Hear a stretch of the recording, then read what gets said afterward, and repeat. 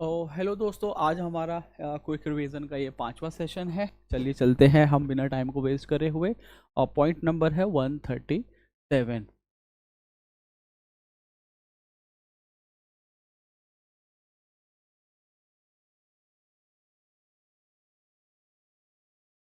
देखो, अब जो है ना, सिर्फ एक्सप्लेन करने रुकना वहीं पर होगा जहाँ एक्सप्लेन करने की ज़रूरत होगी। बाकी जो है ना, चीज़ें थोड़ी जल्दी जल्दी ही करेंगे, टाइम बहुत कम है ना। अब ये जो है कुछ वाटरफॉल है इंडिया में, भारत के प्रमुख जलप्रपात। अब इसमें क्या है, एलिफेंट फॉल जो है ये कहाँ है? मेघालय में है। ये किस नदी पे है? नदी इसमें नहीं है, बेसिकली बारिश जब होती है उसी का ही पानी होता है और उसी से, ये कोई नदी पर नहीं है। चुलिया जो है, चुलिया फॉल जो है ये किस में है? चंबल नदी पर है। चंबल कहाँ? आपकी कोटा राजस्थान में। धुआंधार जो है ये जबलपुर में है, नर्मदा में। और इसी के ऊपर एक और है जो आपका है कपिल धारा, ये कहाँ? अमरकंटक, और ये भी किस पे है? नर्मदा नदी पर है। एक है दूध सागर, दूध सागर है आपका कहाँ? गोवा में, और वो है मंडोवी रिवर पर। एक है गोकक फाल, गोकक फाल है आपका कर्नाटका में, और ये किस नदी पर है? यहाँ पे नहीं लिखा है, वो है घाट प्रभा पर। और फिर है आपका, देख लेता हूँ, हाँ, घाट प्रभा पर है। डुडुमा जो है वो है मच्छकुंड रिवर, और ये कहाँ? ओडिशा एंड आंध्रा के बॉर्डर पर है। यहाँ चुलिया आपको बिल्कुल याद होना चाहिए, धुआंधार बहुत बार पूछा गया है, दूध सागर भी पूछ लेता है, और एक डुडुमा, डुडुमा मच्छकुंड रिवर, ओडिशा एंड आंध्र प्रदेश। ये कुछ नेशनल पार्क हैं जो हैं कहाँ पे? आपके अंडमान निकोबार में। मैं आपसे पूछूं कि सबसे ज़्यादा नेशनल पार्क जो हैं वो किस स्टेट में है? सबसे ज़्यादा है आपका मध्य प्रदेश में। उसके बाद में दूसरे नंबर पर आते हैं आपका अंडमान निकोबार में। निकोबार में एक है Campbell, Galathea, Mahatma Gandhi marine national park, middle bottom, deep, Mount Harriet, Harrier नहीं है, हैरियट है, माउंट हैरियट है, हैरियर नहीं, Rani Jhansi marine national park and Saddle Peak. यहाँ जो है, अगर मैं आपसे कहूँगा, अगर आप बिल्कुल कंफ्यूज हो जाएंगे, एक तो महात्मा गांधी पर, एक रानी झांसी पर, तो ये चीज़ है। यहाँ थोड़ा सा एक इंपॉर्टेंट चीज़ ये है, जो माउंट हैरियट है इसका नाम बदल दिया गया है, 2021 में इसका नाम बदल दिया गया था। और नाम क्या रखा? Mount Manipur, mount Manipur national park. हुआ क्या था कि जब आपका 1839 में लड़ाई हुई थी, एंग्लो मणिपुर वॉर जो हुआ था, उसमें यहाँ से लोगों को पकड़कर अंडमान निकोबार, जो काला पानी के नाम से जाना जाता है, वहाँ लेकर गए थे। और यहाँ जो माउंट हैरियट है, माउंट हैरियट पर उन लोगों को बंदी बनाकर रखा गया था आपका। तो इस वजह से इसका नाम चेंज करके किया 2021 में। माउंट हैरियट का नाम बदल कर दिया है माउंट मणिपुर, माउंट मणिपुर। तो ये इंपॉर्टेंट है। जो सैडल पीक है, ये नेशनल पार्क सैडल पीक जो है वो अंडमान एंड निकोबार की हाईएस्ट पीक है, और इसकी हाइट है 732 मीटर। कितनी है? 732 है, ये हाईएस्ट है। अंडमान निकोबार में ही एक आपका एक वोल्केनो है, और उस वोल्केनो का आप मुझे नाम बताएंगे। वो एक्टिव वोल्केनो है। Okay, the only active volcano of India is in Andaman Nicobar. Important national park of India, India के कुछ important national park. Dachigam national park जो है ये जम्मू कश्मीर में है। पिन वैली जो है ये आपका है हिमाचल में। बांदीपुर कर्नाटका। बेतला जो है झारखंड। और जो शोला है, मतलब मैं पूरा यहाँ पब्बादुम नहीं कहूँगा, मैं शोला नेशनल पार्क कहूँगा, ये है केरला में। ये काफ़ी फेमस है, और ये फेमस है माउंटेन वेजिटेशन के लिए। माउंटेन वेजिटेशन, माउंटेन वेजिटेशन के लिए फेमस है। कौन सा? Shola national park. Eravikulam national park, ये भी केरला में है। यहाँ मैं घूमने गया था, और यहाँ मिलती है नीलगिरी ताहर, नीलगिरी TAHR, नीलगिरी ताहर का जो IUCN स्टेटस है वो आप मुझे कमेंट करके बताएंगे कि क्या उसका स्टेटस है, और वह कहाँ का नेशनल ये है, क्या बोलते हैं इसको, स्टेट एनिमल है। मैं नेशनल कह रहा हूँ। ये है आपका इक्वेटर है, एक इक्वेटर है, एक कैंसर है, कैप्रिकॉन है। इसका जो है ना, तीनों का आपको देखना है कि कौन कौन कहाँ कहाँ से पार होता है। देखो, मैंने जो है ना उसकी कुछ ट्रिक देखी थी, और मतलब मैंने सोचा भी था कि आप लोगों के साथ शेयर करूं, लेकिन मैं अभी शेयर नहीं कर पाऊंगा। मैंने लिखा है, उसको बनाया है, लेकिन वो एक कहते हैं ना, जबान पे नहीं चढ़ना, वो नहीं हुई है। अदरवाइज मैं यहीं के यहीं आपको बता देता। तो इस वाले पॉइंट को 140 को लिख लीजिए, 140 को मैं छोड़ रहा हूँ। और 141 को भी छोड़ रहा हूँ, ये भी वही है, बाकी मैं इसको करा दूंगा। ठीक है, आप बिल्कुल बेफिक्र रहें। 140 141 ऐसे पढ़ने को तो मैं अभी भी आपके सामने पढ़ सकता हूँ, लेकिन इस तरह से पढ़ूँ ना कि जो मेरा बोलना हो जाए, आपका सुनना हो जाए, फिर आपका याद करना हो जाए। कुछ गवर्नमेंट स्कीम है सेंट्रल गवर्नमेंट की, प्राइम मिनिस्टर जनधन योजना, ये आपका 28 अगस्त 2014 को लॉन्च हुई थी जनधन योजना। इसके बारे में अभी जो खास बात है वो ये है कि इसमें लगभग कितने अकाउंट खुले हैं वो एक डेटा पूछ सकता है, क्योंकि गवर्नमेंट ने अभी उपलब्धि की तरह इसको पेश किया था। क्लीन इंडिया मिशन यानी कि स्वच्छ भारत मिशन, ये 2 अक्टूबर 2014 को। संसद आदर्श ग्राम योजना 11 अक्टूबर 2014। मिशन इंद्रधनुष, ये है आपका वैक्सीनेशन से जुड़ा हुआ, 25 दिसंबर 2014। और प्रधानमंत्री सुरक्षा बीमा योजना 11 मई 2015। डिजिटल इंडिया 1 जुलाई 2015। स्टार्टअप इंडिया 2016 के है। स्टार्टअप इंडिया 2016 का 16 जनवरी 2016 का है। ये कुछ टर्म है, बैंकिंग टर्म है, जैसे कि लायबिलिटी। लायबिलिटी मीन्स मैंने किसी से पैसे लिया, मेरे ऊपर वो लायबिलिटी है कि मुझे वो देने हैं। या फिर जैसे मैंने बैंक में पैसे जमा किए, जो मैंने बैंक में पैसे जमा किए वो बैंक की लायबिलिटी है।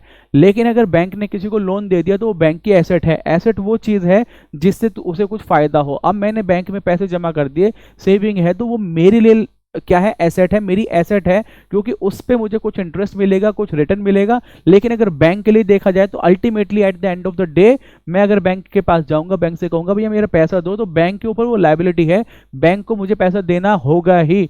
तो ये है बैंक की लायबिलिटी। लेकिन अगर बैंक ने किसी को लोन दे दिया, अब उस पर क्या है, बैंक उस पर इंटरेस्ट कमाएगा और जो भी उसका लोन का अमाउंट होगा वो लेगा, तो वो उसके लिए हो जाएगा एसेट हो जाएगा। बैंक में जो डिपॉजिट है वो उसके लिए लायबिलिटी है और जो उसका लोन है वो उसके लिए एसेट है।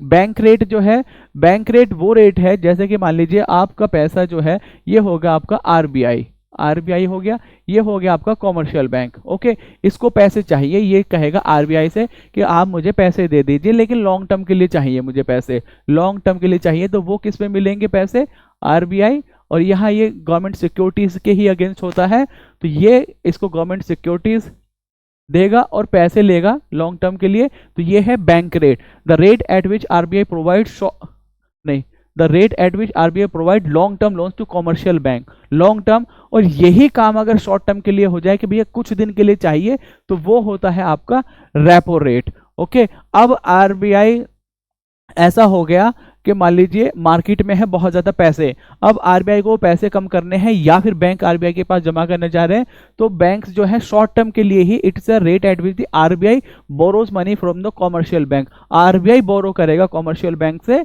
और वो जो पैसे हैं, मतलब आप पैसे जाएंगे कहाँ, आरबीआई के पास, और इसको क्या देगा, गवर्नमेंट सिक्योरिटी। लेकिन ये होता है शॉर्ट टर्म के लिए। रेपो का मतलब ही है री परचेज ऑब्लिगेशन, रीपर्चेज ऑब्लिगेशन होता है। तो ये है आपका repo, reverse repo. Cash reserve ratio और एसएलआर, कैश रिजर्व रेशियो जो है नगद आरक्षित अनुपात। इसमें क्या है, जो आपकी बैंक की एनडीटीएल होती है, net demand and time liability, उसका कुछ परसेंट उसको बैंक को किसके पास रखना पड़ता है, आरबीआई के पास रखना पड़ता है, कैश में रखना पड़ता है। वो इसलिए ताकि अगर बैंक में कभी कोई दिक्कत आए तो उससे बचाने के लिए। तो ये है आज के टाइम में 4%, 4% of NDTL, net demand and time liability, ये आरबीआई के पास रखेगा। क्या सीआरआर पर बैंक को कोई फायदा होता है, नहीं फायदा होता है, बैंक को कोई फायदा नहीं है, क्योंकि आरबीआई इस पे कोई इंटरेस्ट पे नहीं करता है। बस ये आरबीआई के पास कैश की फॉर्म में रखा रहेगा, जब जरूरत होगी तब ये लिया जाएगा। इसके बाद है आपका एसएलआर। एसएलआर जो है वो बैंक चाहे तो अपने पास रखे, चाहे उसको आरबीआई के पास रखे, चाहे उसको किसी सिक्योरिटी में रखे, जैसे गवर्नमेंट सिक्योरिटी खरीद ले, तो इस पे बैंक फिर भी कुछ पैसे कमा सकता है। और ये आज के टाइम में इसकी जो रेट है वो है 18%। ये रेट, ये रेट, ये रेट, ये रेट, ये सब डिसाइड करती है मॉनेटरी पॉलिसी कमेटी, जो कि एक स्टैट्यूटरी बॉडी है, 2016 में बनी थी। उसके 6 मेंबर होते हैं और आरबीआई गवर्नर जो है उसका चेयरमैन होता है। ये हो गया आपका इकोनॉमी का। Major financial institution and their establishment, तो ये आपका हो गया 144वां। आरबीआई जो है वो कब बना है? 1 अप्रैल 1935 को बना है, 1 अप्रैल 1935 को। आईसीआईसीआई जो है वो जनवरी 1955 में बना है। आईसीआईसीआई की फुल फॉर्म है industrial credit and investment corporation of India. इसको बनाया गया था 1955 में। और उसके बाद जो आपका ये है स्टेट बैंक ऑफ इंडिया, ये 1 जुलाई 1955 को बना, ऐसा नहीं है। 1 जुलाई 1955 को ये सिर्फ इसका नाम चेंज हुआ। ये पहले था इंपीरियल बैंक ऑफ इंडिया। क्या था?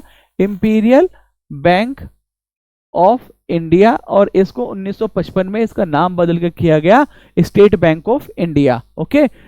फिर है आपका सिडबी। सिडबी बना आपका 1990 में, और सिडबी का हेडक्वार्टर कहाँ है? लखनऊ में। कहाँ है? लखनऊ में हेडक्वार्टर है। और इसका जो काम है, जो एमएसएमईज के लिए लोन रीफाइनेंस, डायरेक्ट लोन देना नहीं, रीफाइनेंस करना, ये किसका काम है? सिडबी का काम है, small industrial development bank of India. Regional rural bank जो है ये पहली बार कब बना? 2 अक्टूबर 1975 को। नाम था, पहले ही बैंक का नाम था प्रथम। क्या नाम था? प्रथम। और प्रथम बना कहाँ? उत्तर प्रदेश में। उत्तर प्रदेश में भी कहाँ बना? मुरादाबाद में। फिर है आपका एलआईसी। एलआईसी कब बना? 1956 में। और नाबार्ड जो है, नाबार्ड का हेड ऑफिस है आपका कहाँ? मुंबई। और बना कब? 12 जुलाई 1982 को बना। ओके, चलिए चलते हैं आगे। भाई देखिए, जहां कुछ एक्सप्लेन करना नहीं है, सिर्फ पढ़ना है, तो पढ़ के आगे चलते हैं। ये वाली जो स्लाइड है 135, ये इंपॉर्टेंट है। कॉफी बोर्ड जो है वो कहाँ है? बेंगलोर में है। रबर बोर्ड जो है वो कहाँ है? कोट्टयम। कोट्टयम ये नहीं भी याद है तो केरला याद रहना चाहिए। टी बोर्ड जो है कोलकाता में। टोबैको बोर्ड जो है गुंटूर आंध्र प्रदेश में है। ग्रेप प्रोसेसिंग बोर्ड जो है पुणे महाराष्ट्र। और नेशनल जूट बोर्ड जो है कोलकाता। कोलकाता में 2 चीजें हैं, टी और जूट। और एक जो बहुत इंपॉर्टेंट है वो नहीं दिया गया है यहाँ पर, वो है आपका टर्मरिक बोर्ड। टर्मरिक बोर्ड कहाँ है आपका? तेलंगाना या आंध्र प्रदेश? ये आप मुझे बताएंगे तेलंगाना है या आंध्र प्रदेश में। और साथ ही साथ ये भी बताएंगे the largest producer of turmeric, turmeric means हल्दी बोर्ड, वो कहाँ है, वो आप मुझे कमेंट करके बताएंगे। 146 में है global multi dimensional poverty index. अब हुआ क्या कि पहले ये इसको 2010 में बनाया गया, ये वाला जो इंडेक्स है global multi dimensional poverty index. यानी कि जो गरीबी है उसको एक तरह से नहीं देखा जाए कि बस इसे सिर्फ खाने के लिए नहीं मिल रहा, वो किस किस चीज से डिप्राइव हो रहा है, उस सारी चीजों को देखकर ये बनाया गया। तो ये बनाया 2010 में किसके द्वारा?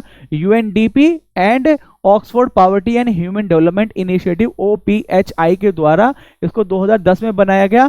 इसमें जो है 3 कैटेगरी हैं और 3 कैटेगरी के अंदर 10 इंडिकेटर हैं। इंडिकेटर कितने हैं? 10 है। और कैटेगरी कितनी है? 3 है। वही आपकी कैटेगरी है, एक है आपकी हेल्थ हो गई, एक एजुकेशन हो गई, एक स्टैंडर्ड ऑफ लिविंग हो गई। इसमें जो आप बड़ी चीज देखेंगे वो ये देखेंगे कि यहाँ इंडिया की रैंक पूछता है। इंडिया की रैंक 130 जो लेटेस्ट है, आप मुझे बताएंगे उसका स्कोर कितना है, 130 है या 131 है, ये भी बताएंगे। चलो 2 क्वेश्चन हो गए आपके, 130 या 131, साथ ही साथ उसका स्कोर। और एक चीज और जो बहुत इंपॉर्टेंट है, उसकी थीम क्या है, थीम क्या है ये बताएंगे। इसी के ही ऊपर बेस्ड गवर्नमेंट ऑफ इंडिया यानी कि नीति आयोग ने एक बनाया इंडेक्स, और उसमें जो इंडिया का इंडेक्स है उसमें जो है यहाँ पर 3 आपके पैरामीटर है और इंडिकेटर जो है वो 12 है। इसमें 1-2 जो इंडिकेटर ऐड किए गए हैं, maternal health as well as plus account, bank account, ये 2 इंडिकेटर ऐड किए गए हैं। इंडिया का जो है उसमें कितने हैं आपके? 12 इंडिकेटर हैं। चलिए चलते हैं आगे। आगे मिलेगा वैसे वो important facts related to the preamble. ये जो है ना कई बार पूछा गया है इंडिया प्रीएम्बल के बारे में, जैसे कि यूपीएससी ने भी पूछा था कि जैसे माइंड की to the minds of the framers of the constitution, ये सुप्रीम कोर्ट ने कहा था शायद बेरुबारी केस में। अब जैसे preamble was called as the soul of the constitution, ये जो है सोल है कॉन्स्टिट्यूशन की आत्मा है, इसको कहा था ठाकुरदास भार्गव ने एंड जस्टिस M हिदायतुल्लाह ने।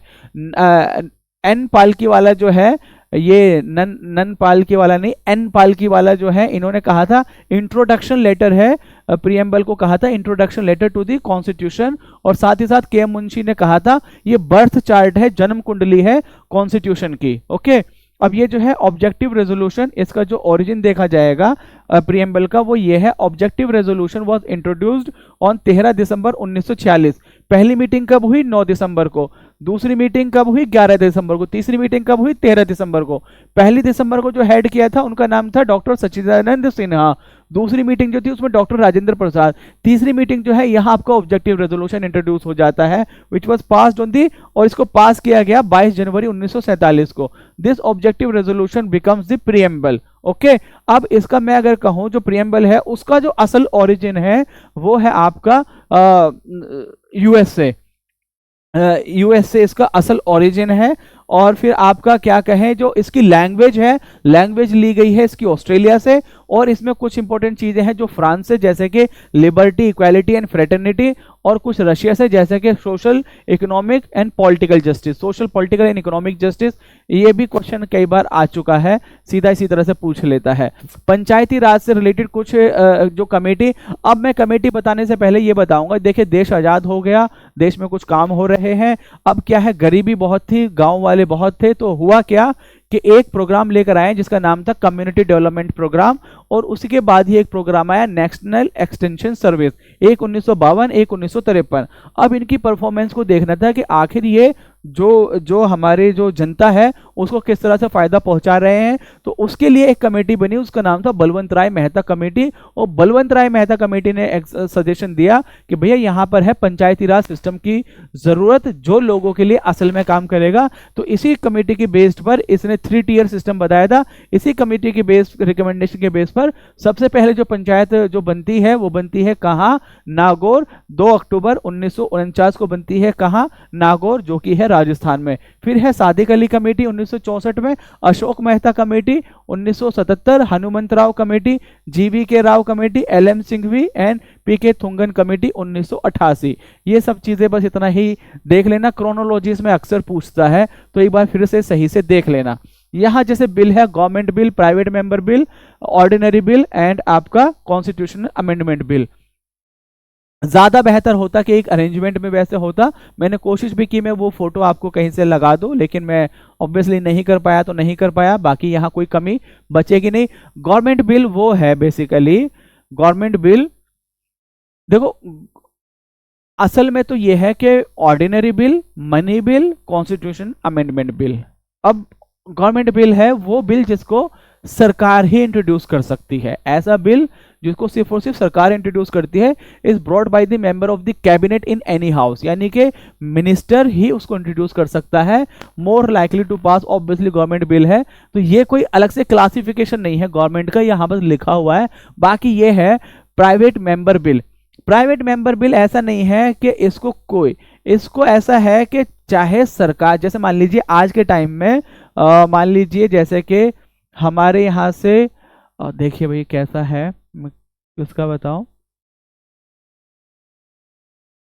मान लीजिए कोई MP है जो जैसे कि मैं किसी MP का नाम लेता हूं, मुझे नाम ही याद नहीं आ रहा, जो सर मतलब मिनिस्टर नहीं है बेसिकली, ऐसे तो बहुत सारे MP के नाम याद आ रहे हैं, लेकिन जैसे कि मनोज तिवारी हैं, वो दिल्ली से, ईस्ट दिल्ली से है वो MP, लेकिन वो मिनिस्टर नहीं है। अब अगर मनोज तिवारी भी किसी बिल को इंट्रोड्यूस करेंगे तो वो प्राइवेट माना जाएगा, ऐसा नहीं। फॉर एग्जांपल मान लीजिए आप अपोजिशन में है राहुल गांधी, अगर राहुल गांधी किसी बिल को इंट्रोड्यूस करें तो वो भी प्राइवेट माना जाएगा। इवन जो सरकार का पार्ट है, मतलब यानी कि सरकार जिस पार्टी का है उसका भी मेंबर अगर होगा तो भी वो प्राइवेट माना जाएगा। सिर्फ वो बिल गवर्नमेंट बिल होता है जो आपका काउंसिल ऑफ मिनिस्टर जिसको इंट्रोड्यूस करता है, काउंसिल ऑफ मिनिस्टर जिसको इंट्रोड्यूस करेगा, इसको किस हाउस में, by any member of the parliament other than the cabinet members. Okay, in any house, किसी भी हाउस में इंट्रोड्यूस किया जा सकता है, चाहे लोकसभा चाहे Rajya Sabha. Chances of passing is negligible, ऐसा मतलब हाँ चांसेस कम है लेकिन पास हो जाता है। Till now only 14 private member bill have become law. Okay, अब है एक है ऑर्डिनरी बिल।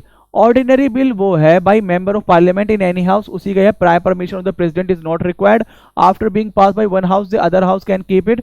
अब ऑर्डिनरी बिल में क्या है कि इसको ऑर्डिनरी बिल में member of a parliament in any house और इसमें prior recommendation of the president नहीं चाहिए होती है। सिर्फ एक ऑर्डिनरी बिल ऐसा है जो एक्सेप्शन है जिसमें prior recommendation of the president चाहिए होती है, वो है शेड्यूल आर्टिकल 3 के तहत, यानी कि किसी स्टेट का नाम बदलना, किसी स्टेट को डिवाइड करना, किसी दो स्टेट को जोड़कर एक बनाए स्टेट बनाना, उसकी बाउंड्री को रीड्रॉ करना, स्टेट के साथ जो हो रहा है इंटरनल रीएडजस्टमेंट, उसके लिए जो बिल है that will be considered that is an ordinary bill, और वही एक ऐसा बिल है जिसके लिए आपके prior recommendation of the president चाहिए होती है। अब इसकी क्या है ऑर्डिनरी बिल की खासियत, एक हाउस ने पास कर दिया, दूसरा हाउस जो है उस पर 6 महीने तक कोई काम नहीं कर सकता या आउटराइटली रिजेक्ट भी कर सकता है। और यहीं पर एक कॉन्सेप्ट आता है जॉइंट सिटिंग का, और इसमें प्रेसिडेंट के पास क्या पावर है, प्रेसिडेंट में send it back for assent, president उसको परमिशन दे सकता है, पास कर देगा तो कानून बन जाएगा, प्रेसिडेंट उसको रिकंसिडरेशन के लिए वापस भेज सकता है, आर्टिकल 74 के तहत एक बार भेज सकता है, दोबारा नहीं, और प्रेसिडेंट चाहे तो अपने वीटो भी यूज कर सकता है उसमें।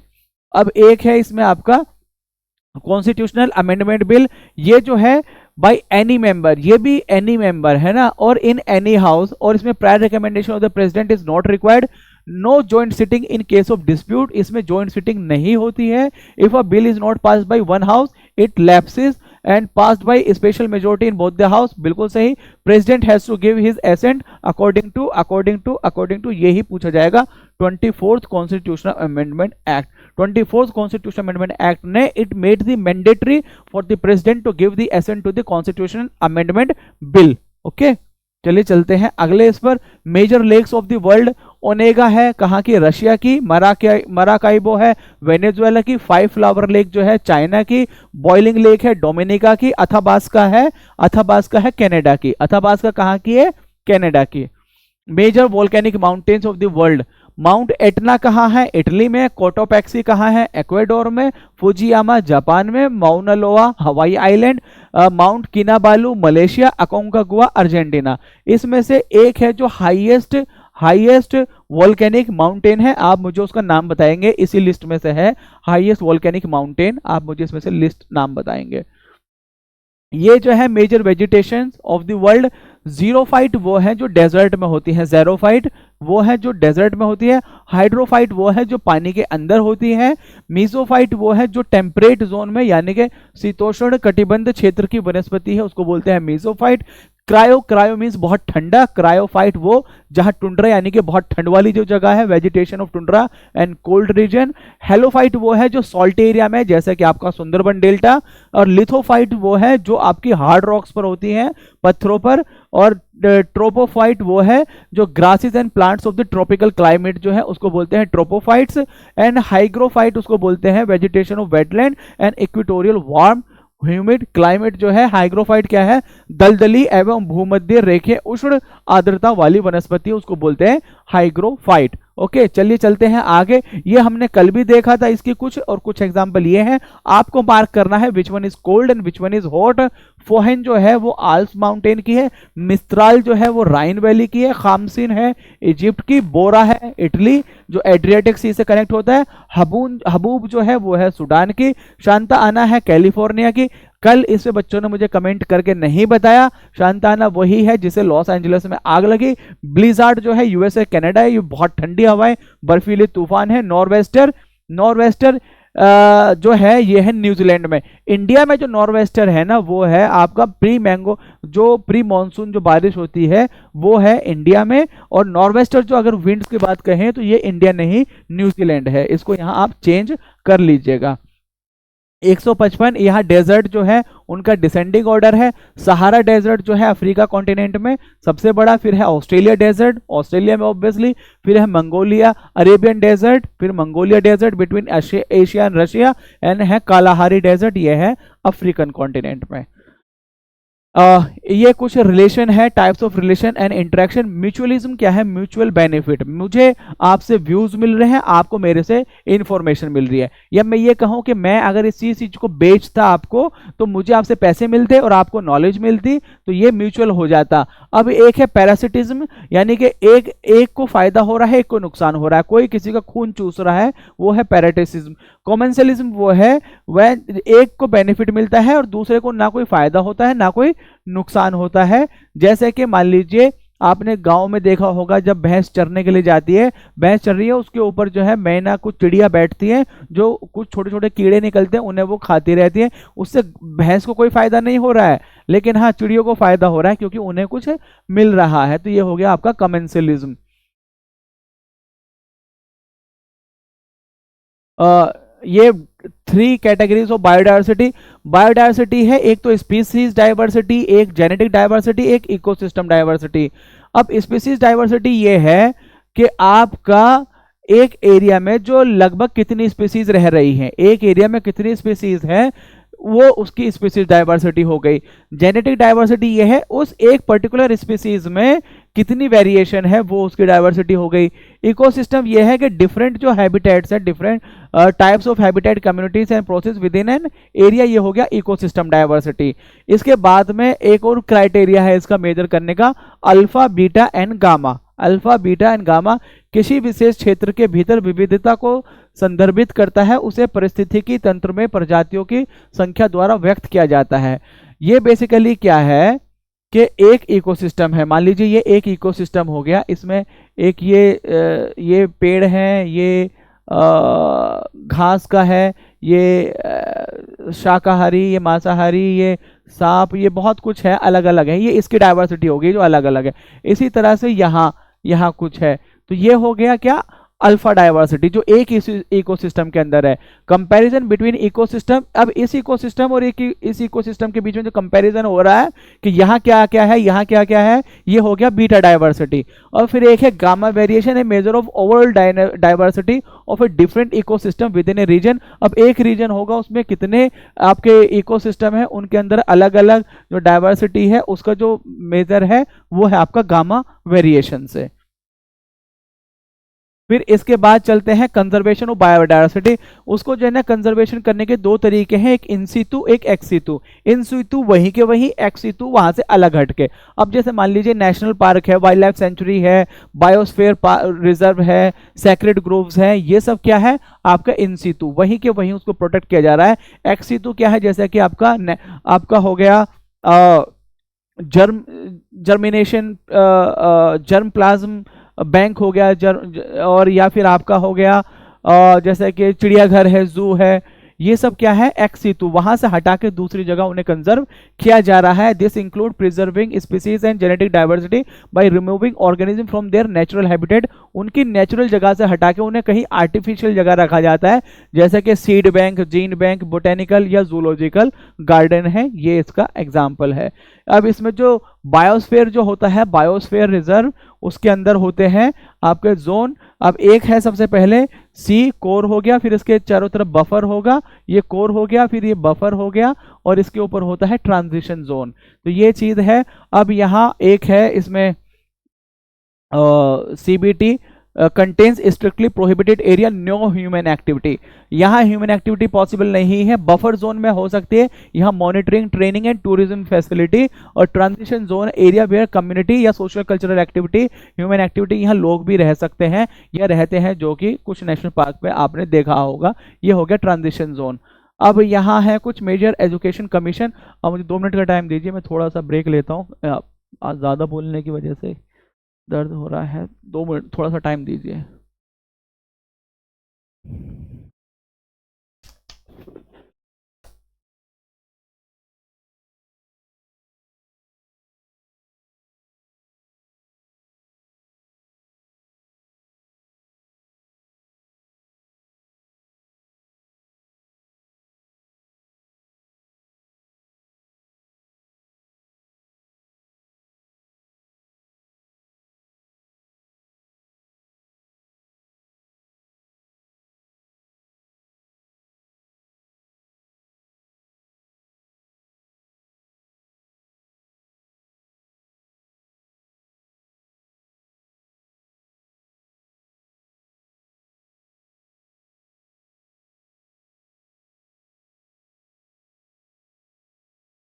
हेलो।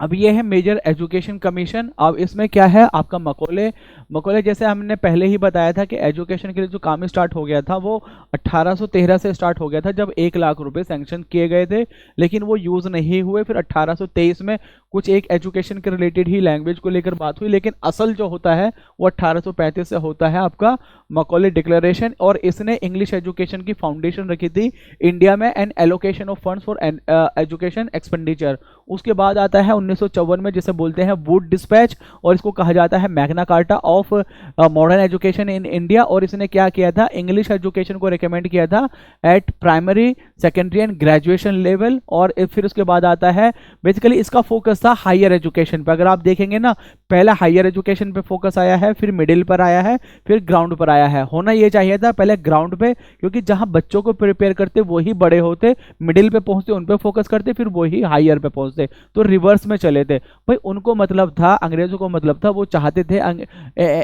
एजुकेशन के थ्रू ऐसी एक क्लास बनाई जाए जो टेस्ट में तो ब्रिटिश हो, लेकिन बाय ब्लड वो इंडियन हो। तो वो ऐसे चाहते थे कि बस वो हमारे लिए काम करें, तो इसीलिए उन्होंने उनको ही फोकस किया, वो डिस्पैच। और फिर उसके बाद आता है हंटर कमीशन, और ये study of development in education, ये बेसिकली प्राइमरी एजुकेशन पर फोकस किया था, और साथ ही साथ वुमेन एजुकेशन पर। उसके बाद आती है यूनिवर्सिटी कमीशन, ये बनी 1902 में, इसको बोलते हैं रेलिक कमीशन भी बोलते हैं। और इसका जो काम था ना, बेसिकली इसका काम ये था कि जो नेशनलिस्ट एक्टिविटीज बहुत हो रही थी, और खास करके जो कॉलेजेस यूनिवर्सिटी अड्डा बन चुके थे जहां से नेशनलिज्म की बात हो, तो उसको सप्रेस करने के लिए था। इसी के बाद आता है 1904 में यूनिवर्सिटीज एक्ट, और उसके तहत उनकी एक्टिविटीज को कर्टेल किया गया।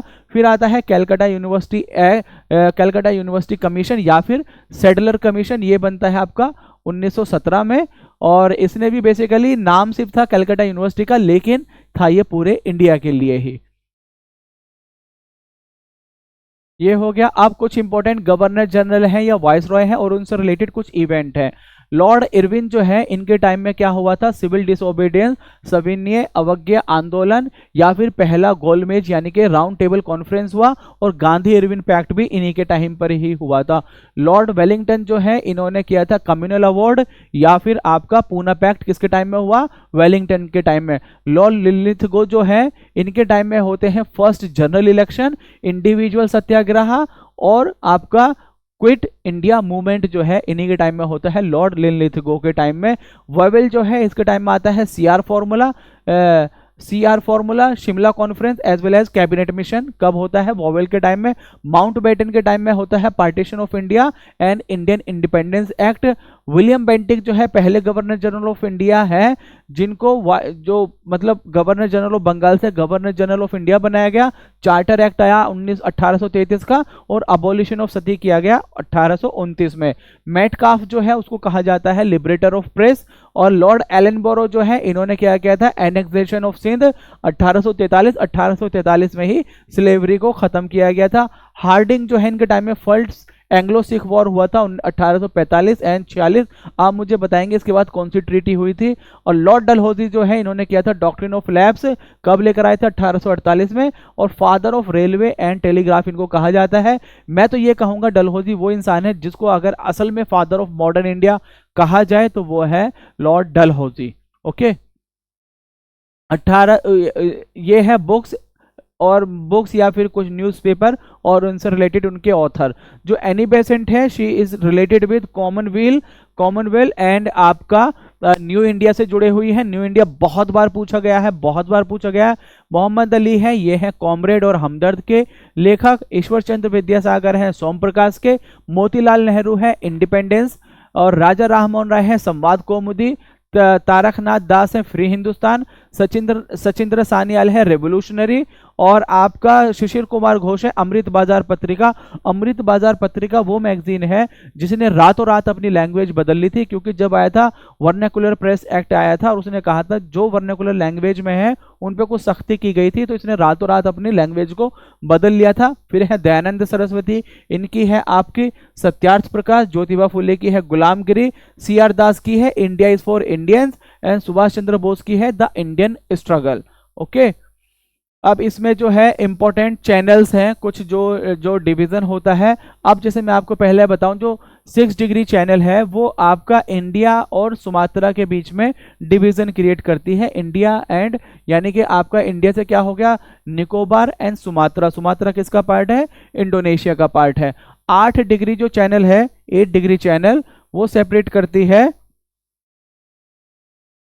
8 डिग्री चैनल सेपरेट करती है आपकी मालदीव्स और लक्षद्वीप को, लक्षद्वीप का जो कुछ पर्टिकुलर हिस्सा है नीचे वाला उसको मतलब ओवरऑल तो लक्षद्वीप कहिए, और आपका मालदीव्स को सेपरेट करती है। जो 9 डिग्री है वो Minicoy and other Lakshadweep island, तो यानी कि मिनिकॉय भी क्या है, लक्षद्वीप का ही पार्ट है, और ये इंटरनल डिवीजन है लक्षद्वीप का, किसके द्वारा, 9 डिग्री चैनल के। और जो 10 डिग्री है वो सेपरेट करती है अंडमान को निकोबार से। इसी तरह से 11 डिग्री चैनल है in Lakshadweep, separate the Amini and Cannanore, Amini and Cannanore को सेपरेट करती है 11 डिग्री। एक है आपका डंकन चैनल, डंकन करता है साउथ अंडमान को फ्रॉम लिटिल अंडमान। मैं कहूंगा ये बहुत इंपॉर्टेंट है, ये इंपॉर्टेंट है ये। और एक आपका 9 डिग्री इंपॉर्टेंट है, 8 डिग्री मालदीव्स वाला आप कर लेते हैं, 9 डिग्री जो है ना इंटरनल लक्षद्वीप वाला, ये इंपॉर्टेंट है, डंकन है। और कोको जो है ये है आपका separate Andaman and Coco island Myanmar से। कोको जो है इंडिया और म्यांमार के बीच में है, और 6 डिग्री इंडिया और इंडोनेशिया के बीच में है। ओके, चलिए चलते हैं आगे। Major hills of Eastern Ghat north to south, ये मैंने आपको कल बताया था, कुछ उसमें तो वेस्ट ये भी थी, can she go to Japan to meet God. अब इसमें ये जो है कार्डेमम, कार्डेमम हो गया, अन्नामलाई, नीलगिरी, ये थोड़ा सा वेस्टर्न साइड में हो जाती है। फिर यहाँ से आपके हैं शेवरॉय, जावड़ी, पालकोंडा, नल्लामला, महेंद्रगिरी एंड गरजट, ये है आपके ईस्टर्न घाट की। अब ये ऑब्वियसली उसने कुछ और नाम भी दिए हैं, नल्लामलाई हो गया, वैलीकोंडा, पालकोंडा, नागरी, तमिलनाडु की जावड़ी, शेवरॉय, पंचमलाई, शिरुमलाई। शिरुमलाई वो है जो बेसिकली मीटिंग पॉइंट है between the Eastern Ghat and the Western Ghat. Major deserts of the world, जो दुनिया के प्रमुख मरुस्थल हैं, दस्ते लूत एंड दस्ते कबीर। ईस्टर्न और वेस्टर्न नहीं पूछेगा आपसे ईरान के बारे में, बस इतना पूछ लेगा कहाँ है दस्ते लूत एंड दस्ते कबीर। नामीब जो है वो नामीबिया में है। ग्रेट सैंडी, सिम्पसन, गिब्सन, ये कहाँ के हैं, ऑस्ट्रेलिया के। अटाकामा कहाँ का है, नॉर्थ चिली। मोहेव, ये जो ना मोजेव, कुछ बच्चे पढ़ेंगे, अमेरिका में जो ना जे नहीं पढ़ते वो हे पढ़ते हैं, तो ये है आपका मोहेव, ये कहाँ है आपका, कैलिफोर्निया यूएसए में। टकला मकान जो है चाइना में, और आपका सोनोरन जो है ये है आपका एरिजोना एंड कैलिफोर्निया में। ये कुछ सिटी है, और उन पर जो नदी है, मतलब किस नदी पर वो सिटी है, न्यूयॉर्क जो है वो हडसन पे है, लाहौर आपका रावी पे है, कायरो जो है वो नाइल पर है, खार्तूम जो है यहाँ 2 नदियों का मिलन होता है, white Nile and blue Nile. आप बताएं मुझे व्हाइट नाइल और ब्लू नाइल का ओरिजिन क्या है। पर्थ जो है वो स्वान पर है, हैम्बर्ग एल्प पर है, क्यू जो है नाइपर पे है, वेरी इंपॉर्टेंट। रोटरडम जो है राइन पर है, क्यूबेक सिटी सेंट लॉरेंस पर है, वार्सो जो है विस्तुला पे है। इसी तरह से दिल्ली जो है वो आपकी यमुना पर है, और जो आपका वॉशिंगटन है वो बताएंगे, वॉशिंगटन शायद पोटोमैक पर है। और फिर जो पेरिस है वो सीन रिवर पे है, लंदन जो है वो थेम्स रिवर पर है। तो इस तरह से आप इसको देख लेंगे। मेजर प्रोडक्शन कंट्रीज या ट्रायंगल, बर्मुडा ट्रायंगल जो है ये बेसिकली एक काफ़ी रहस्यमय जगह के नाम से जाना जाता है, और ऐसा माना जाता है कि यहाँ जो शिप जो जहाज जाते हैं वो डूब जाते हैं। बर्मुडा ट्रायंगल जो है आपका अटलांटिक ओशन का पार्ट है, अटलांटिक ओशन में भी north west Atlantic ocean. Golden triangle जो है ये आपका नशे से जुड़ा हुआ है, और ये आपका है म्यांमार, लाओस और थाईलैंड से। और इसी तरह से है गोल्डन क्रेसेंट, और ये जुड़ा हुआ है ईरान, अफगानिस्तान और पाकिस्तान से। और कोरल ट्रायंगल जो है ये कोरल रिच एरिया है, ये Philippines, Indonesia, Malaysia, Papua new Solomon, Timor Leste यहाँ से जुड़ा हुआ है। ओके, अब इसमें हम देखते हैं कुछ रूलर्स और उनकी जो क्वीन है उसके बारे में। चंद्रगुप्ता की जो थी क्वीन, उनका नाम था कुमारा देवी, समुद्रगुप्ता की थी। इनके नाम में सिक्के भी निकलवाए थे, इतनी प्यारी थी ये इनको कि इनके नाम से सिक्के ही निकलवा दिए थे। समुद्रगुप्ता की है दत्ता देवी, चंद्रगुप्ता 2 की है कुबेर नागा, कुमारा गुप्ता 1 की है अनंता देवी, रुद्रसेन 2 की है प्रभावती गुप्ता। आपको ये याद होना चाहिए, बाकी सब नहीं। चंद्रगुप्ता कुमारा देवी, ये अक्सर मतलब हो सकता है पूछ लिया जाए, और अगर फिर भी आपका दिल ना माने तो समुद्रगुप्ता की भी याद कर लेना, Datta Devi. Okay, administrative officers of Gupta period, Gupta period के कुछ एडमिनिस्ट्रेटिव ऑफिसर्स, ये हैं आपके कुमार अमात्या, ये जो है आपके हाईएस्ट ऑफिसर थे, हाईएस्ट एडमिनिस्ट्रेटिव ऑफिसर थे कुमार अमात्या। महादंड नायक, ये है आपके जज, और फिर है महासंधि विघारिक विग्राहिक, ये है officer of war and peace, जो लड़ाई और ये होगी, यानी कि जैसे ये हो गया महासंधि विग्राहिक। महाबलावधिकृत, ये है कमांडर। महाअक्षापतलिक, ये है highest officer of account department. Pratihara, guard of inner area of the royal palace. Mahapratihara, guard of entire royal palace. Okay, तो प्रतिहारा, महाप्रतिहारा, आप इसको देख लीजिए, बहुत ज्यादा मैं इसमें एक्सप्लेन क्या ही करूं। ये कुछ इंस्क्रिप्शन है और उनसे जुड़े हुए किंग है। मंडसोर जो है वो किसकी है, कुमारगुप्ता वन की।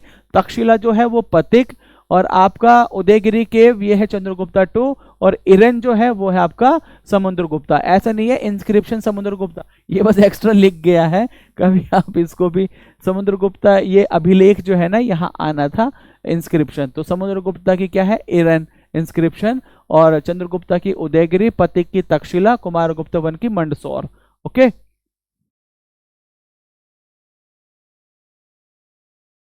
ये किंग और उनके दूसरे नाम, चंद्रगुप्ता का है सेंट्रोकोटस, बिंदुसारा का है अमित्रघाता, अशोका का है प्रियादसी, एंड चाणक्य का विष्णुगुप्ता and Kautilya. 8 legends of Krishnadevaraya, उसके जो मतलब अष्ट दिग्गजाज इसको बोलते हैं। 8 के 8 नाम याद रखने की कोई जरूरत नहीं। 2 पिंगली, ये भी हटा दीजिए, ये भी नहीं। अल्लासानी पेडन्ना एंड पिंगली सुरन्ना एंड तेनाली रामकृष्णा, ये 3 भी याद हैं, बहुत याद हैं। Dynasty that ruled the most during the सल्तनत पीरियड। अब जैसे कल मैंने आपको बताया था सब खाओ टमाटर सब लो मजे, और उसमें मैंने ऑलरेडी बता दिया था जो लॉन्गेस्ट है वो किसका है, आपका तुगलक डायनेस्टी का, और सबसे छोटा है खिलजी डायनेस्टी। अब ये सबसे पहले कौन सी थी इसमें, स्लेव के बाद थी सबसे पहले कौन सी थी, स्लेव के बाद आएगी खिलजी, सब खाओ टमाटर, इसके बाद आएगा आपका तुगलक, एंड तुगलक के बाद आएगा आपका सैयद, और सैयद के बाद आएगा लोधी। लोधी में इनका तो लास्ट रूलर था इब्राहिम लोधी। इब्राहिम लोधी की लड़ाई होती है बाबर से, फर्स्ट बैटल ऑफ पानीपत, उसमें इब्राहिम लोधी की हार हो जाती है और दिल्ली सल्तनत खत्म हो जाती है, और मुगल सल्तनत का एस्टेब्लिशमेंट यहाँ पर मुगल जो है वो सल्तनत नहीं मानते, वो अपने आप को ही एम्परर डिक्लेयर करते हैं। बेसिकली सल्तनत का क्या मतलब था, जो मुस्लिम रूल था उस टाइम में, तो बगदाद से होता था, बगदाद में आपका किंग होता, और उस यानी कि सुल्तान जो खलीफा है, और खलीफा के बेस पर रूल करते थे, वो करते थे सुल्तान। लेकिन मुगल्स ने कहा कि हम किसी के अंडर नहीं है, हम इंडिपेंडेंट है, तो इसलिए सल्तनत का पीरियड खत्म हो जाता है और मुगल पीरियड स्टार्ट होता है। पोस्ट मौर्यन इंस्क्रिप्शंस, ये बिल्कुल आपको बिल्कुल फैक्चुअल चीज है। अयोध्या जो है वो धनदेव के द्वारा, बेन सागर जो है हेलियोडोरस, शिनकोट जो है वो मिनांडर, और नानघाट जो है वो आपका नैनिका, पंजतार जो है आपका कुषाण। अब यहाँ मैं मिनंडर के बारे में बताऊंगा। मिनंडर के बारे में इससे जुड़ी हुई एक चीज है जिसको बोलते हैं मिलिंद पन्हो। ये जो है डायलॉग है बिटवीन मिनंडर एंड नागसेना। ये एक बुद्धिस्ट क्या है, बुद्धिस्ट स्कॉलर है, इनके और इसके मिनेंडर के बीच में होता है, और अल्टीमेटली ये मिनेंडर को कन्विंस कर लेते हैं बुद्धिज्म में कन्वर्ट करने के लिए। आप मुझे बताएंगे जो मिनेंडर ने कन्वर्ट हुए थे बुद्धिज्म में हुए, बिल्कुल सही है, लेकिन वो हीनयान को माने या महायान को माने, ये आप मुझे बताएंगे। ओके, हीनयान या Mahayana. Major wars of medieval period, Ghaghra की लड़ाई बाबर की हुई थी आपका 1529 में। चौसा जो है हुमायूं की 1539, Kannauj Humayun Sirsa Suri 1540, second battle of Panipat Akbar and Hemu 1556, battle of Talikota Krishnadevaraya 1565, battle of Haldi Ghati Akbar and Maharana Pratap 1576। Terminology related to lands in Gupta period, एक को बोलते हैं क्षेत्र मीन्स कृषि कल्टिवेबल लैंड, वस्तु जो है जो रहने लायक जमीन हैबिटेबल लैंड, और ग्रेजिंग लैंड उसका क्या था, जो सिल है, सिल was that land which was not suitable for cultivation, और अपराहत जो है land that was used to be wild, ऐसी भूमि जो जंगली होती थी उसका नाम था अपराहत। जो ब्रिटिश के आने का जो क्रम है, ब्रिटिश नहीं यूरोपियंस का जो आने का क्रम है, वो है PADED, पैडेड फ्रॉक, है ना। पी से आपका पोर्चुगीज, डी से आपका डच, ई से इंग्लिश, डी से डेन्स और फिर फ्रॉक। तो डच पहला आए थे, डेन्स बाद में आए थे, ए पहला आता है लेकिन ए बाद में आया है। तो पोर्चुगीज, अब ये आए और फिर डच, फिर इंग्लिश, फिर डेन्स, फिर फ्रेंच। ओके, और पोर्चुगीज जो है वो ऐसे हैं, सबसे पहले आए और सबसे बाद में गए हैं। फिर इसके बाद में आता है 79 नंबर, 79।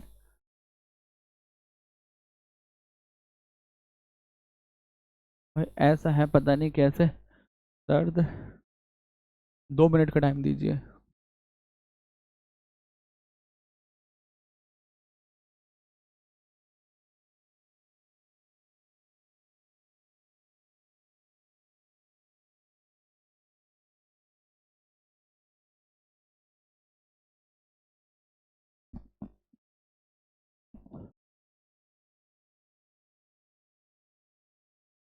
प्रोमिनेंट इन्वायरमेंटल पर्सनालिटीज जो हैं उनके बारे में है। एक है Ravindra Kumar Sinha, dolphin man of India.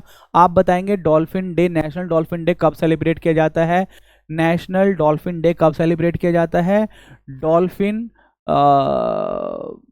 हाँ आगे उसको देखेंगे। आप मुझे बताएंगे national dolphin day. Doctor Ramdev Mishra, father of ecology in India. Norman Barlow जो है father of green revolution in the world. और सलीम अली है डॉक्टर फेमस ऑर्निथोलॉजिस्ट, यानी कि चिड़ियों की जो होती है उसके ऑर्निथोलॉजिस्ट। और डॉक्टर सुंदरलाल बहुगुणा चिपको मूवमेंट से जुड़े हुए हैं। पांडुरंग हेगड़े जो है अपिको मूवमेंट, अपिको और चिपको दोनों सेम है, चिपको आपका यहाँ था, अपिको आपका कर्नाटका में। और स्वामीनाथन जो है father of green revolution. Verghese Kurien जो है फादर ऑफ व्हाइट रेवोल्यूशन या फिर milk revolution in India. Baba Amte जो है नर्मदा बचाओ आंदोलन। मेधा पाटेकर भी है नर्मदा बचाओ आंदोलन से ही जुड़ी हुई। ईपी ओडम जो है father of ecology and environmental science. ये आप याद रखिएगा क्योंकि बाकी आपने बहुत सारे सुने होंगे, ये कम सुना होगा। EP Odum father of ecology and environmental science. Richard St Barbe Baker जो है he is called as a tree man. And Kailash Sankhala he is known as a tiger man of India.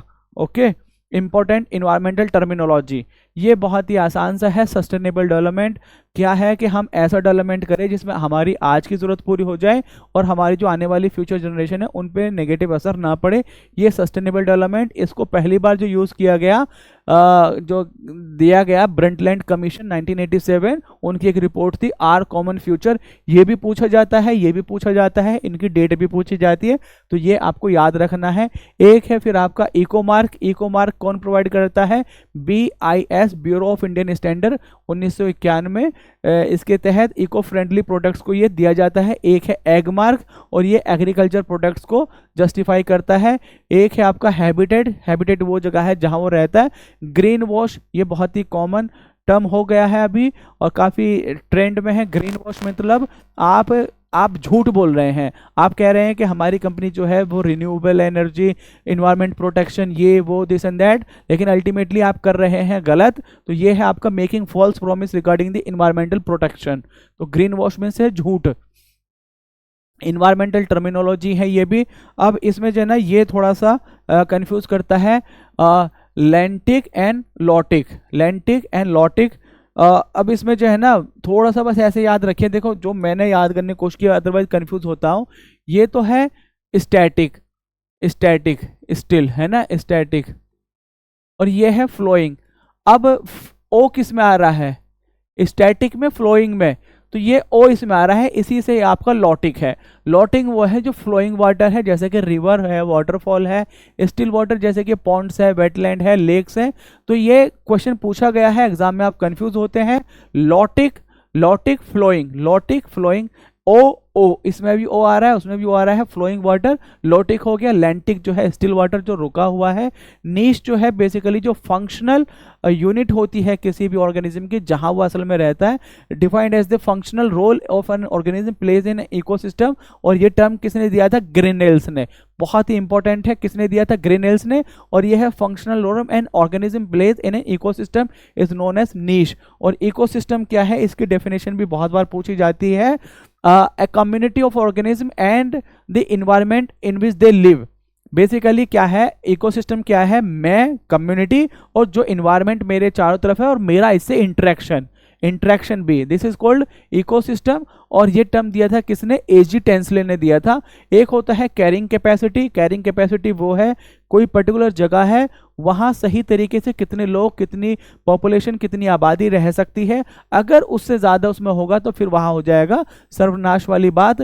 जैसे आजकल आप देखते होंगे कि कैरिंग कैपेसिटी जो है, जो हिल स्टेशन है उसकी सीवियरली डिस्टर्ब हो रही है, क्योंकि थोड़ा सा भी मौसम यहाँ गर्मी हुई प्लेन में लोग वहाँ भाग जाते हैं और इस तरह से मतलब होती है फिर वहाँ दिक्कत।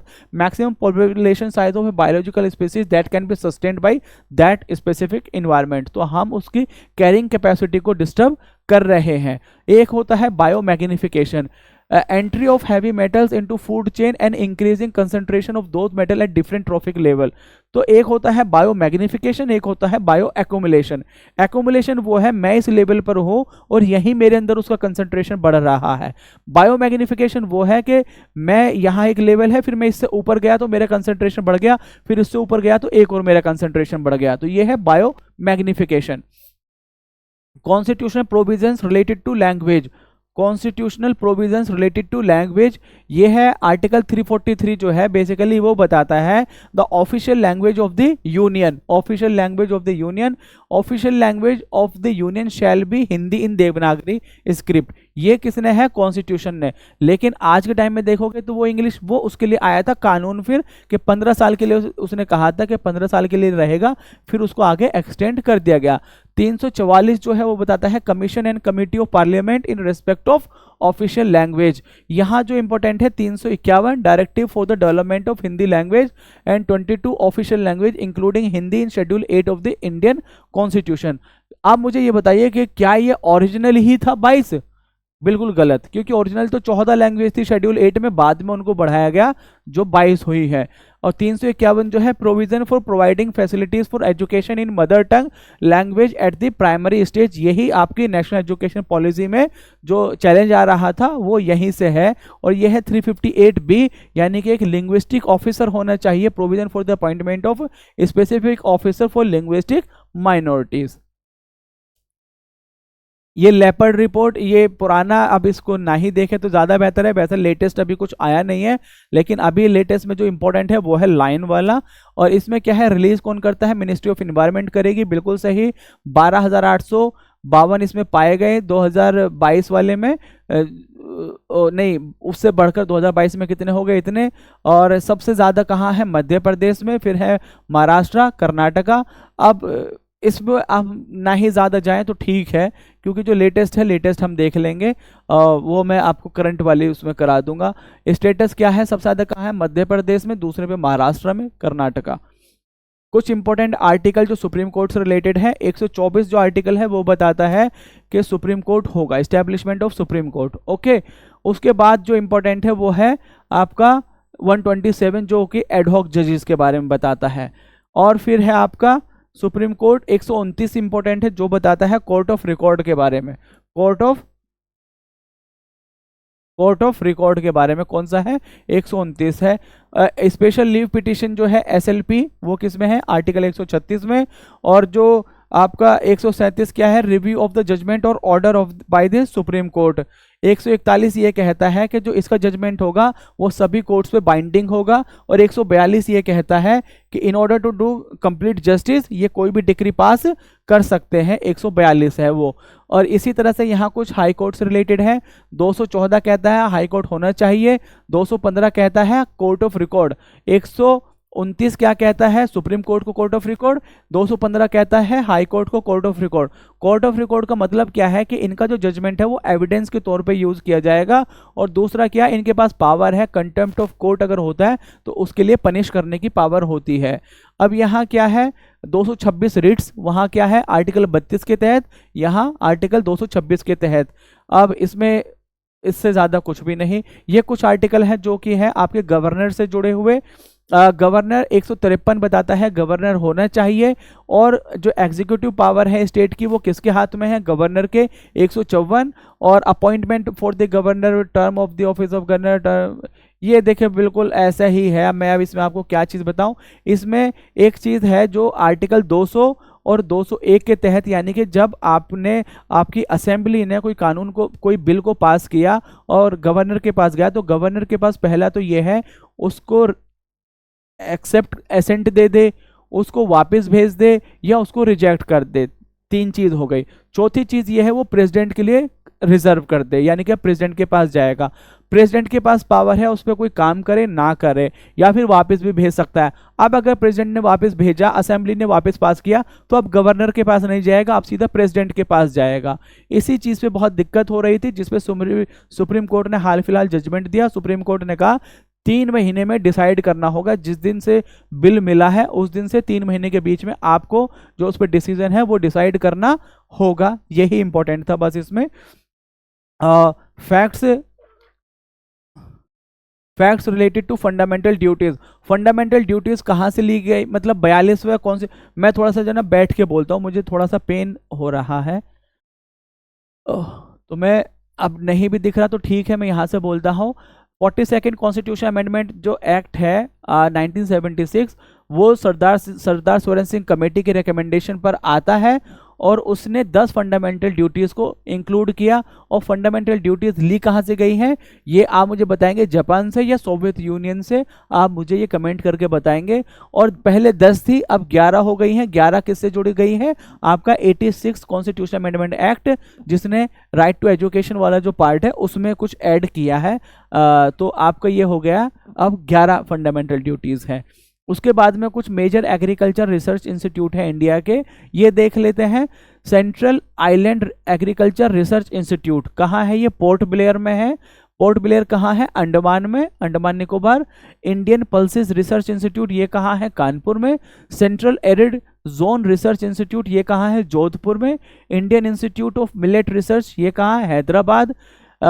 सेंट्रल एवियन रिसर्च इंस्टीट्यूट इज्जत नगर, और यहीं पर ही है आपका वेटरनरी भी, central veterinary research institute. Central plantation crop research institute कहाँ है, कासरगोद, जो कि है केरला में।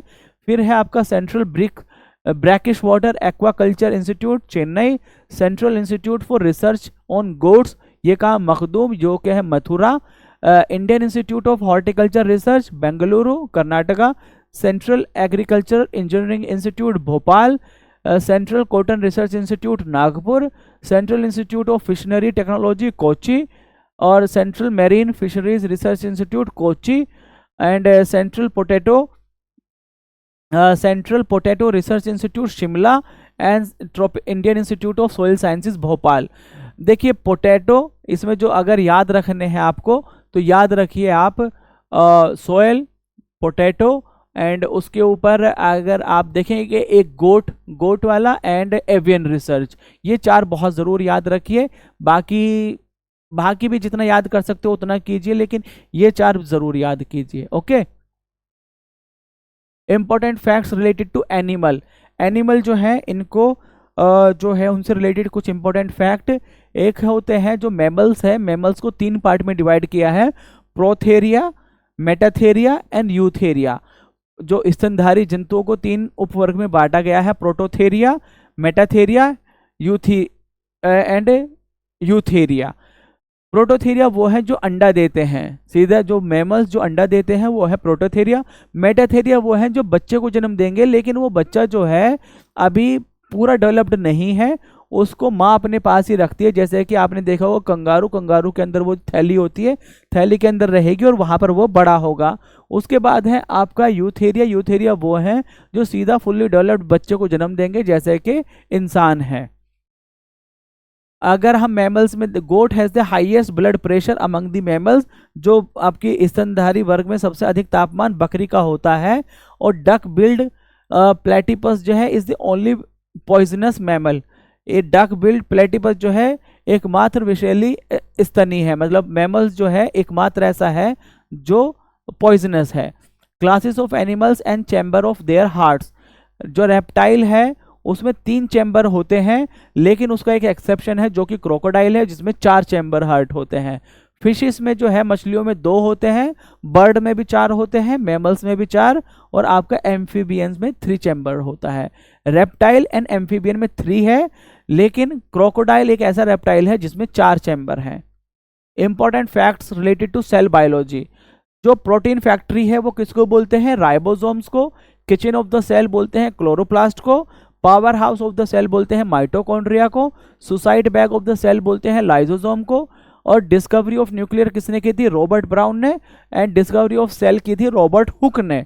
डिस्कवरी ऑफ डीएनए किया है फ्रेडरिच एंड मिशनर ने, और उसका डबल हेलिकल स्ट्रक्चर बताया था वाटसन एंड क्रिक ने। 2018 यूपीपीएसएस का क्वेश्चन है। Important facts related to economy.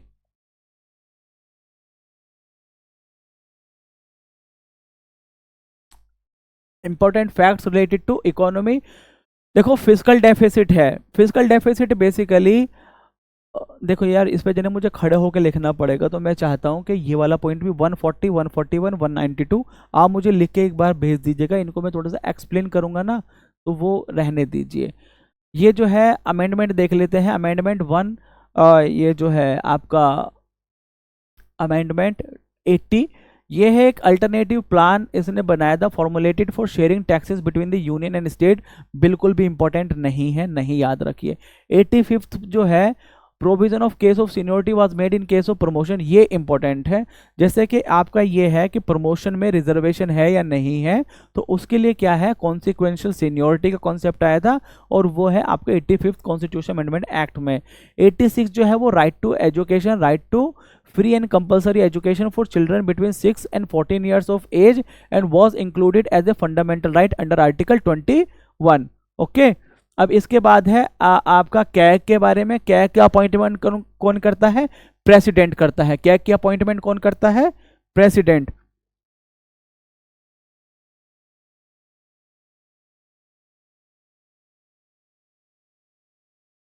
आप मुझे जरा बस 2 मिनट का टाइम दीजिए थोड़ा सा।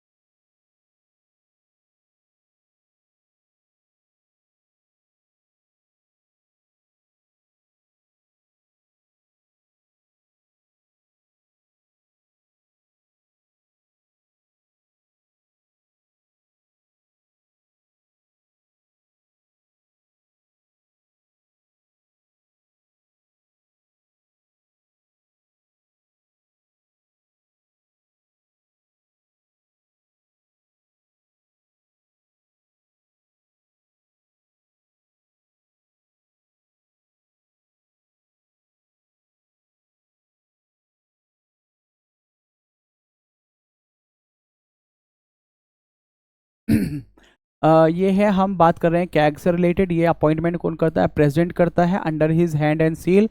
टेन्योर जो है इसका वो 6 साल का है, या अप टू 65 साल की जो भी पहले हो जाएगा वो है। इसका जो रिमूवल का प्रोसीजर है which is same as like this जज ऑफ द सुप्रीम कोर्ट, जिसमें दोनों हाउस में स्पेशल मेजोरिटी चाहिए होगी, और इसको प्रूव्ड मिसबिहेवियर या इनकैपेसिटी प्रूव करना होगा। फंक्शन जो है इसका audit of the receipt and expenditure of the union and each state and union territory ये करता है। 97th कॉन्स्टिट्यूशन अमेंडमेंट एक्ट वो है जिसने आपका जिसने पार्ट 9B को ऐड किया, और साथ ही साथ ये किया गया जो कोऑपरेटिव सोसाइटीज़ हैं वो बनाना आपका फंडामेंटल राइट बनाया अंडर आर्टिकल 19। इसको ऐड किया गया bye amending article 19(1)(c) and inserting 43B। ये DPSP में भी और फंडामेंटल राइट में भी इसने 97th कॉन्स्टिट्यूशन अमेंडमेंट एक्ट ने चेंजेस किए, और ये जो है 9B इसने ऐड किया। 9A जो है, 9 जो है वो है आपका 73rd से, 9B जो है वो है 74 से, सॉरी 9 जो है 73rd से, 9A 74 से, और 9B 97 से। 99 कॉन्स्टिट्यूशन अमेंडमेंट एक्ट, ये कल ही मैंने आपको समझाया था, नेशनल जुडिशियल अपॉइंटमेंट कमीशन से रिलेटेड है, जो उसको सुप्रीम कोर्ट ने अनकॉन्स्टिट्यूशनल डिक्लेयर किया था। 100 भी समझाया था कल ही, लैंड बाउंड्री एग्रीमेंट से रिलेटेड है, और इसने आपका as per the bilateral land boundary agreement of 1974 the first schedule of Indian constitution was amended to exchange disputed territories occupied by 2 countries, जिसको बोलते हैं हम इंक्लेव बोलते हैं, वो किया था। ये जो है मेजर रूलर्स हैं पल्लवा डायनेस्टी के, सिम्हा विष्णु याद होना चाहिए, महेंद्र वर्मन 2, बस इतना ही, 2-3 ये याद रख लोगे बहुत है। इंडस वैली सिविलाइजेशन और उसका एक्सपेंशन, इसमें क्या है इंडस वैली सिविलाइजेशन का, जो नदर्न सबसे ऊपर है, नदर्न मोस्ट में, वो है आपका मांडू, और जो वेस्ट में है सबसे ज़्यादा वो है सुक्ता, जैन डोर, और जो ईस्ट में है ये आपका है आपका आलमगीरपुर, और जो आपका साउथ में है वो है आपका दाइमाबाद जो कि है कहाँ, महाराष्ट्र में। तो ये बस इसका एक्सपेंशन है, ये इस पे क्वेश्चन पूछे जाते हैं कई बार। Important rulers of Vijayanagar empire, Harihara became the ruler of the Sangama dynasty in 1336. He captured Mysore and Madurai from the, जो विजयनगर एम्पायर है इसका जो फाउंडर है वो है हरिहर एंड बुक्का, 2 भाई थे हरिहर एंड बुक्का, इन दोनों ने मिलकर आपका विजयनगर एम्पायर को बनाया था। और इसका जो सबसे फेमस रूलर है वो है कृष्णदेवराया, और कृष्णदेवराया को बोलते हैं आंध्रा भोजा भी बोलते हैं, और साथ ही साथ ये भी चीज़ बोली जाती है, और ये किस डायनेस्टी से थे, he was from the Tuluva dynasty, he was the greatest ruler from the मतलब ये Vijayanagar empire. Administrative system of Chola के बारे में है, बस आप पढ़ लीजिए, मैं इसके बारे में एक्सप्लेन नहीं कर पाऊंगा। ऑयल जो है responsible for implementing the order of the king, Peruntaram high ranking official है, सिरुनतरम जो है लोअर रैंक ऑफिशियल है, वाइस रॉय जो है आपका leader of the province, often a close family member of the king, Nattar जो है head of the nadus, and Nattavai nadu council associated with nadus, Nattavis official related to agriculture, and Variyam person who help run the village government. Okay, ये हो गया। अब इसके बाद जो है, चलो इस पॉइंट को और कर लेते हैं। कुजुलू कार्डफिसिस, जो कुशान एम्पायर है उसका जो फाउंडर है वो कौन है, कुजुला कार्डफिसिस, और इसी को बोलते हैं कार्डफिस 1, और ये फर्स्ट कुशान रूलर है who led the foundation of Kushan empire in India. अब इसी के बाद जब आप देखेंगे आगे तो इसी को क्या कहा जाता है, कुशान एम्पायर का फाउंडर इन इंडिया। फिर एक है विमा कार्डाफिस जो है ये इसका बेटा जो इसका बेटा है वो है कनिष्का, जो ग्रेटेस्ट रूलर बनता है किसका, आपका कुशान एम्पायर का। और इसने 78 में आपका 72 में तो पहले इसने क्या कराई 4th बुद्धिस्ट काउंसिल, और इसी ने 78 में क्या किया, calendar called the Shaka Samvat was introduced which is now used by the Indian government, और Purushapura and Mathura were 2 capitals of the Kushan empire during the Kanishka. Purushapura जो है वो है जो आज के टाइम में पेशावर है, और मथुरा आप जानते ही हैं। और ये लास्ट पॉइंट आज के लिए, fact related to delimitation commission. The delimitation commission appointed by president of India determines the boundaries of the constituency throughout the country and works in collaboration with the election commission of India. Okay, किस तरह से जो constituency बनेगी, कैसे division होना है, reservation किस तरह से करना है, कितनी सीटें रिजर्व करनी है, वो कौन करता है, सबका सब डिलिमिटेशन। इसके जो मेंबर है वो कौन रहेगा, एक तो रहेगा रिटायर्ड जज ऑफ द सुप्रीम कोर्ट, इसका चेयरमैन, चीफ इलेक्शन कमिश्नर, और पर्टिकुलर जिस स्टेट में हो रहा है उस स्टेट का स्टेट इलेक्शन कमिश्नर, ये 3 मेंबर रहेंगे। और इसका जो जजमेंट होता है, जो इसके रिपोर्ट है उसको मतलब चैलेंज नहीं किया जा सकता कोर्ट में, वो फाइनल होती है। The decision of delimitation commission can not be challenge in any court. Till now delimitation commission have been constituted 4 times, 52, 63, 72 and 2002। और ऐसा है जो अगली सेंसस होगी 2026-27 उसके बाद होगी डिलिमिटेशन कमीशन, और उसके बाद जो है 106 constitution amendment act women reservation वो इम्प्लीमेंटेशन में आएगा, इफेक्ट में आएगा।